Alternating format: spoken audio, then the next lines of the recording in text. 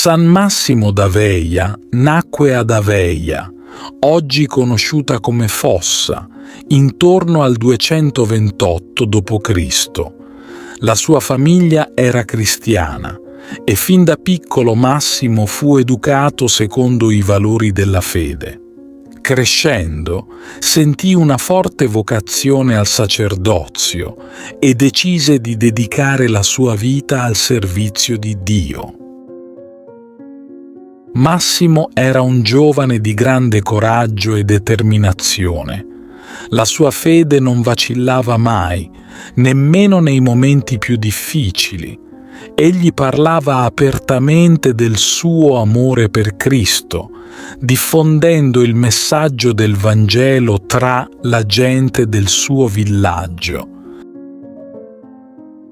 La sua passione e il suo fervore erano evidenti a tutti e molti iniziarono a seguirlo e ad ascoltare le sue parole.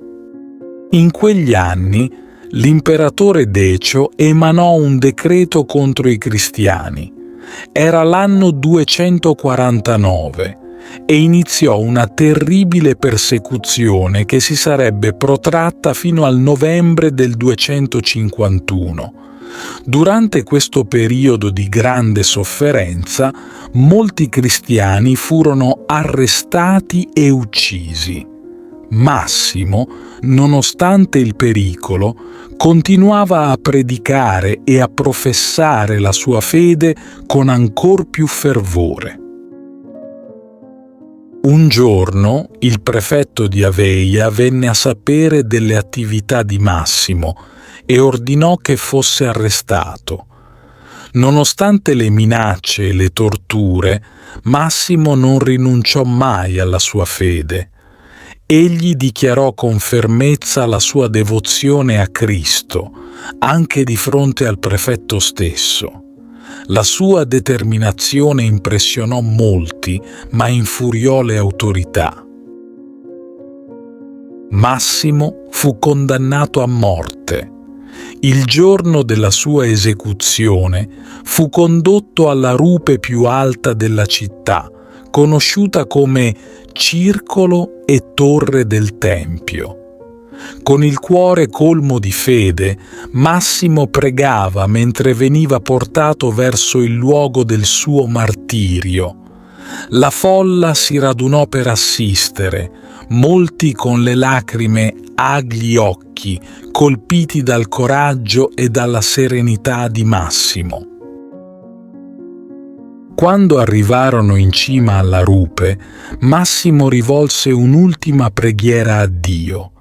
Poi, con un ultimo sguardo verso il cielo, fu gettato nel vuoto.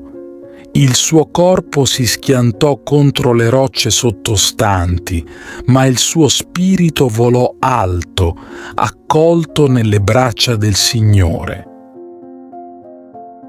La morte di San Massimo non fu vana. La sua testimonianza di fede e il suo martirio ispirarono molti a seguire il cammino di Cristo.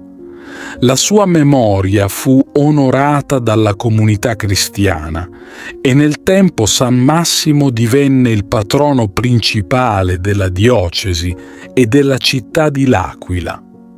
Ancora oggi la sua storia di fede e coraggio continua a ispirare e a toccare i cuori di tutti coloro che la ascoltano.